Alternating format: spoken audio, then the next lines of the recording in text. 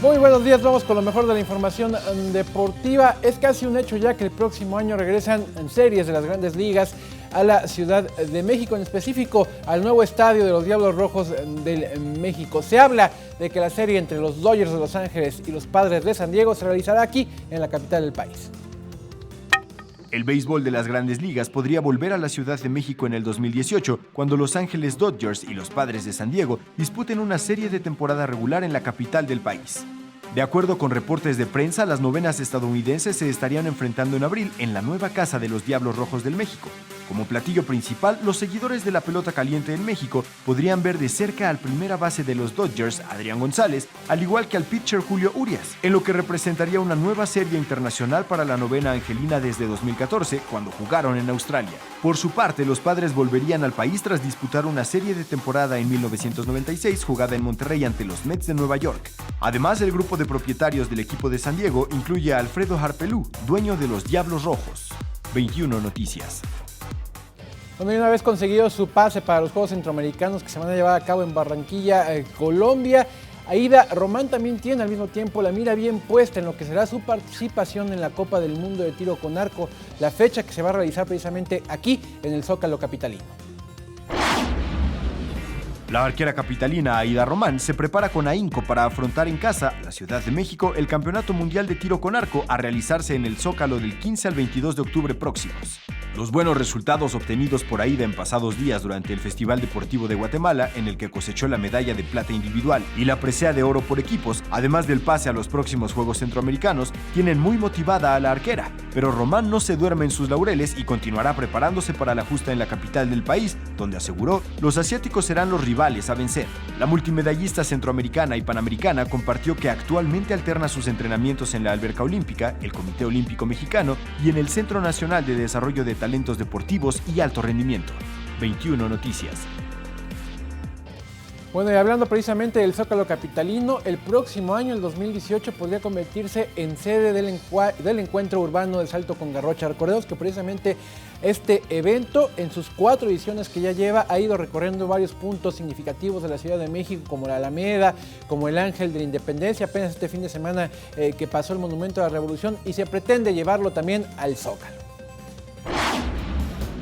El Zócalo de la Ciudad de México podría ser la siguiente sede del encuentro urbano de Salto con Garrocha, después del éxito obtenido por el evento en otros puntos de la capital del país. El presidente de la Federación Mexicana de Asociaciones de Atletismo, Antonio Lozano, explicó que con la finalidad de darle aún más proyección al encuentro de Salto con Garrocha, para su 5ª edición podría designarse el Zócalo como sede. Como se recordará, este evento se ha llevado a cabo al costado poniente de la Alameda Central, el hemiciclo a los Niños Héroes, el Ángel de la Independencia y en su última edición, realizada el domingo pasado, en el Monumento a la Revolución.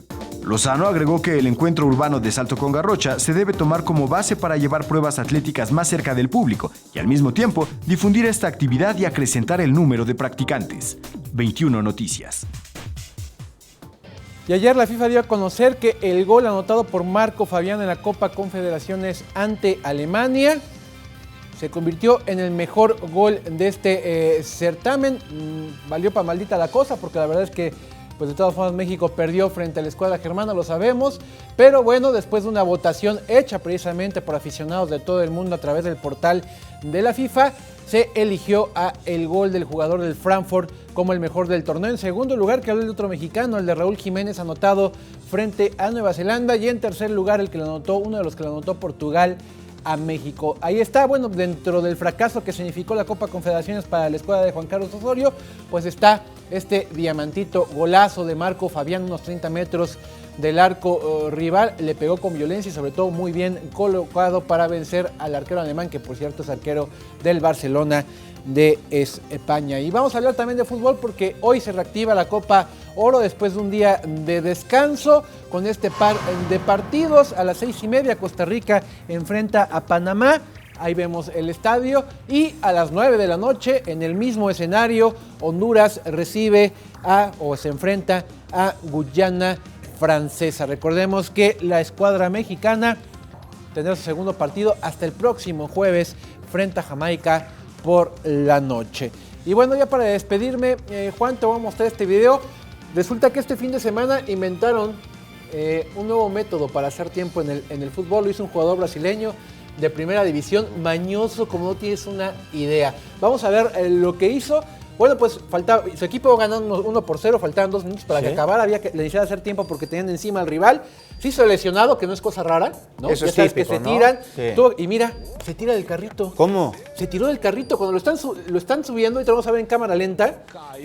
Con obvias razones van los rivales y lo encaran y le empiezan a reclamar.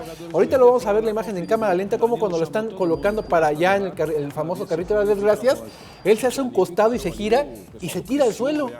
Se tira al suelo este hombre que parece que le dio un balazo, mira, parece que va, ¿no?, con una herida grave, y los rivales obviamente lo encararon y van con el árbitro enojadísimos. A ver si se pasa, aquí lo vamos a ver. A ver, fíjate, ahí va, mira. Él solito, fíjate. Sí.